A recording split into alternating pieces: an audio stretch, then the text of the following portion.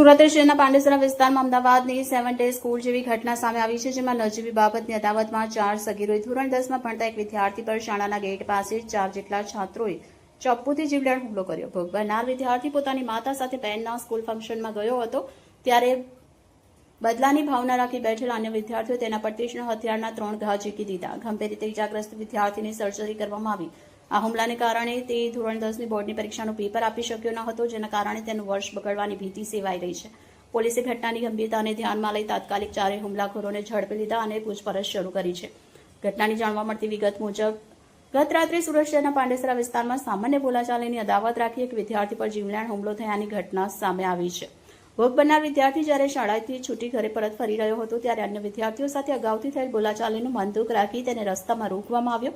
આરોપીએ ઉશ્કેરાઈને વિદ્યાર્થી સાથે ઝઘડો શરૂ કર્યો અને તારામાં બહુ દમ છે તેમ કહી અપશબ્દ બોલી મારપીટ કરી. આ દરમિયાન એક વિદ્યાર્થીએ ચપ્પુ કાઢી પીઠ અને પેટના ભાગે ઘા ઝીક્યા, જેના કારણે ઇજાગ્રસ્ત વિદ્યાર્થી લોહીલુહાણ હાલતમાં ત્યાં ઢળી પડ્યો. હુમલો કર્યા બાદ તમામ હુમલાખોર વિદ્યાર્થી ઘટનાસ્થળેથી ફરાર થઈ ગયા હતા. ઇજાગ્રસ્ત વિદ્યાર્થીને તાત્કાલિક સારવાર માટે હોસ્પિટલ ખસેડવામાં આવ્યો, જ્યાં તેની હાલત ગંભીર હોવાનું જાણવા મળી રહ્યું છે. આ મામલે પાંડેસરા પોલીસ સ્ટેશનમાં ફરિયાદ નોંધવામાં આવી છે. પોલીસે ભારતીય ન્યાય સંહિતાની વિવિધ કલમ હેઠળ ગુનો નોંધી વધુ તપાસ હાથ ધરી છે. હાલમાં પોલીસ દ્વારા આ મામલે કાયદેસરની કાર્યવાહી શરૂ કરવામાં આવી છે. આ ઘટનામાં ઇજાગ્રસ્ત વિદ્યાર્થીના પિતાએ અત્યંત ગંભીર અને ચોંકાવનારો આરોપ લગાવ્યો છે. પિતાના જણાવ્યા અનુસાર હુમલો કરનાર સગીરોએ ગુનાહિત માનસિકતા સાથે ઓનલાઈન સાઇટ પરથી ચપ્પુ મંગાવ્યા. પિતાએ આક્ષેપ કર્યો કે ડિજિટલ પ્લેટફોર્મ પર હથિયારો સરળતાથી ઉપલબ્ધ હોવાને કારણે સગીરોમાં હિંસાનું પ્રમાણ વધી રહ્યું છે. અગાઉ થયેલ સામાન્ય ટક્કર બાદ જ્યારે વિદ્યાર્થીએ ટકોર કરી, ત્યારે તેનો ખાર રાખી આ સગીરોએ પૂર્વ આયોજિત કાવતરાના ભાગરૂપે ઓનલાઈન હથિયાર વસાવી આ હુમલાને અંજામ આપ્યો હોવાનું પિતાનું કહેવું.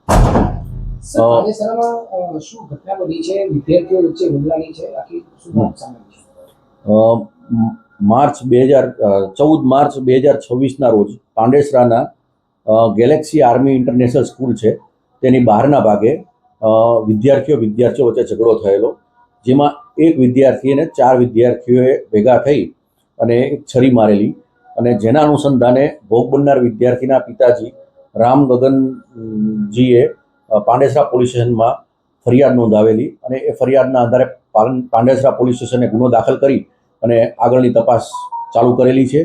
અને આ બાબતે કાયદાના સંઘર્ષમાં આવેલ 4 બાળ કિશોરોને અટકાયતમાં લેવામાં આવ્યા છે, ડિટેન કરવામાં આવેલા છે. ઘટનામાં ગેલેક્સી આર્મી ઇન્ટરનેશનલ સ્કૂલનો એન્યુઅલ ડે હતો, જેમાં બધા વિદ્યાર્થીઓ ભાગ લેવા માટે આવેલા હતા, અને એમાં ડાન્સ કરવાની બાબતમાં વિદ્યાર્થી વચ્ચે માથાકૂટ થયેલી, અને એ માથાકૂટના આધારે સ્કૂલની બહાર નીકળી અને આ હુમલો થયેલો છે. સર, પેલી ગંભીર ઘટના કહેવાય, જે રીતે આખું સામે આવ્યું છે, બાળકો ચાકુ લઈને આવ્યું.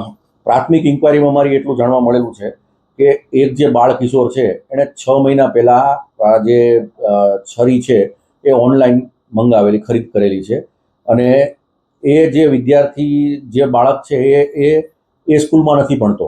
એના મિત્રએ, જેને માથાકૂટ થયેલી, એ મિત્રએ એને ફોન કરી તાત્કાલિક બોલે કે આ રીતે મારે ઝઘડો થયો છે અને તું મદદમાં આવ, એટલે ત્યાં આવેલો. અને સર, પ્રાથમિક તપાસમાં અત્યારે આગળ કઈ રીતે તપાસ થઈ શકે છે? બાળ કિશોરોને અમે પૂછપરછ કરી અને નામદાર કોર્ટમાં રજૂ કરીશું, જુવેનાઇલ જસ્ટિસ બોર્ડ સમક્ષ. અને આ બાબતે સ્કૂલમાં બીજી કોઈ તકેદારીના ભાગરૂપે બીજી કોઈ પ્રત્યાઘાત ના પડે, અને એના માટે અમે કાર્યવાહી કરીશું.